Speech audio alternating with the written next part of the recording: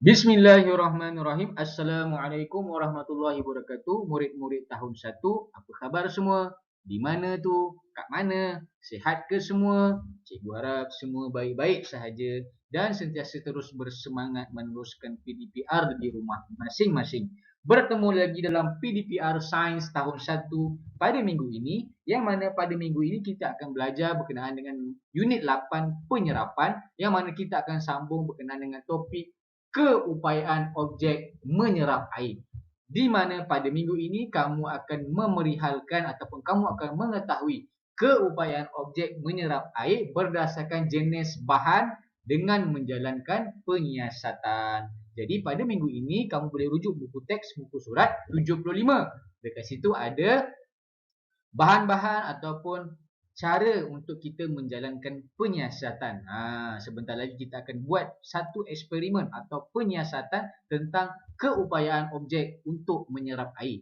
Dan untuk aktiviti tugasan yang perlu kamu siapkan pada minggu ini ialah untuk buku aktiviti muka surat 53. Jadi adakah anda sudah bersedia? Mari kita lihat sama-sama penyiasatan ataupun eksperimen keupayaan objek menyerap air.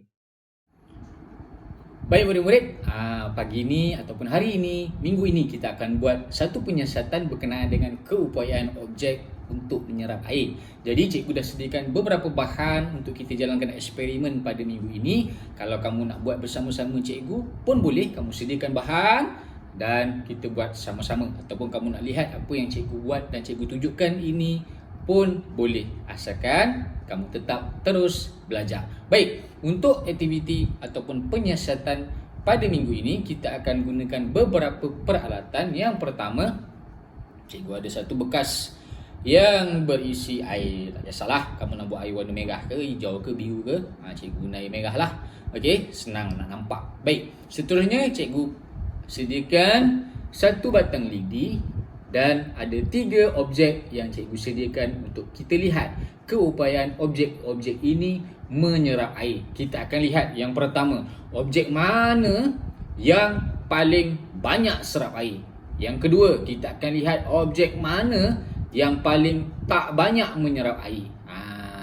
Di situ kita akan lihat keupayaan objek-objek ini untuk menyerap air. Okey, apa yang kita ada ni? Yang pertama ni, yang belah sini ni tisu. Yang kedua ni cikgu ambil sehelai kain, cikgu gunting sama saiz dekat dengan tisu ni. Dan akhir sekali cikgu ada kertas. 3 objek ni cukuplah untuk menunjukkan kepada kamu keupayaan untuk kita lihat objek-objek ini menyerap air. Jadi cikgu akan letakkan objek ini dalam air ni dan cikgu akan rendamkan dalam 60 saat ataupun beberapa ketika dan kita lihat apakah dapatan hasil daripada kita punya eksperimen ini. Baik, kita mulakan. Okey, masukkan sahaja. Kita masukkan dan kita biarkan beberapa ketika. Kita akan lihat objek yang mana paling banyak menyerap air dan objek mana yang serap air biasa-biasa je dan objek mana yang paling tidak menyerap air. Dia serap air tapi tak banyak. Paras air semua sama dan kedudukan dia pun semua sama. Kita tunggu dalam kiraan 10, 9, 8, 7, 6, 5, 4, 3, 2 dan 1. Okey, kita angkat. Kamu lihat di sini apa yang berlaku dan apa yang kamu nampak. Kita lihat kat sini, antara 3 objek ni, objek mana yang paling banyak menyerap air? 3 ni serap air. Kita belajar hari tu. Tisu, kain dan kertas. 3 menyerap air. 3 objek ini membenarkan air untuk menyerap dalam dia.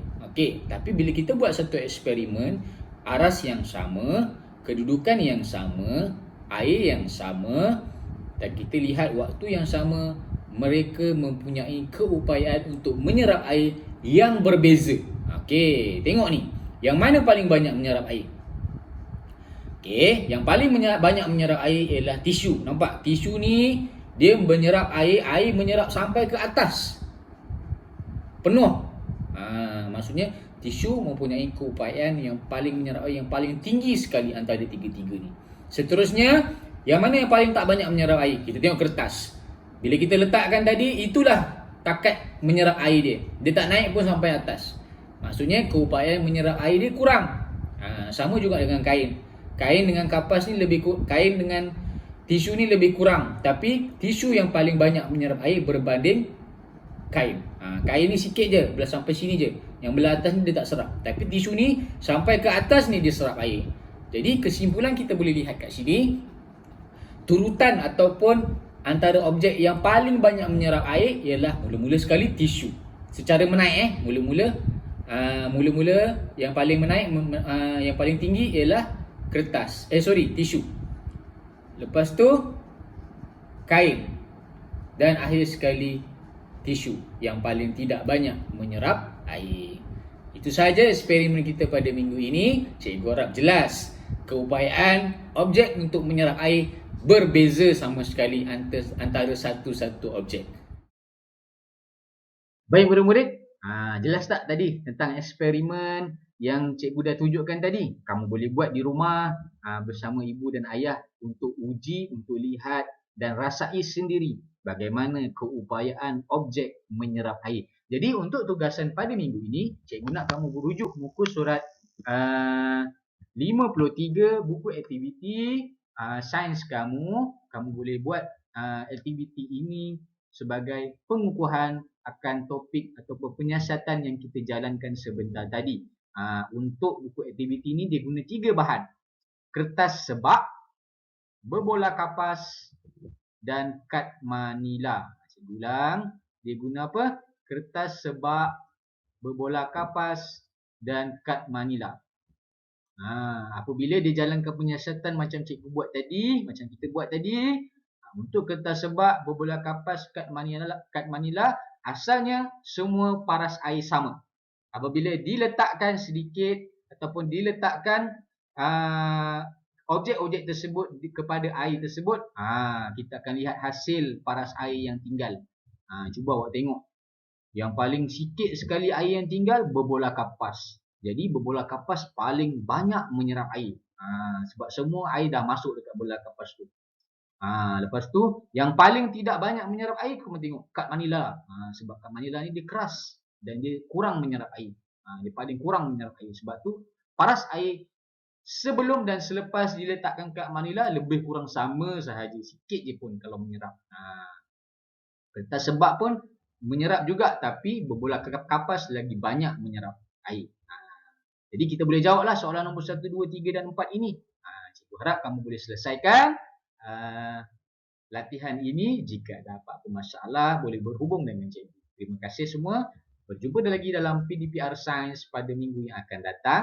Cikgu harap kamu faham topik keupayaan menyerap air pada minggu ini, yang mana objek tertentu walaupun dia boleh menyerap air, tapi mereka ataupun objek-objek ini menyerap air pada kadar yang berbeza-beza bergantung kepada objek itulah. Terima kasih semua. Assalamualaikum.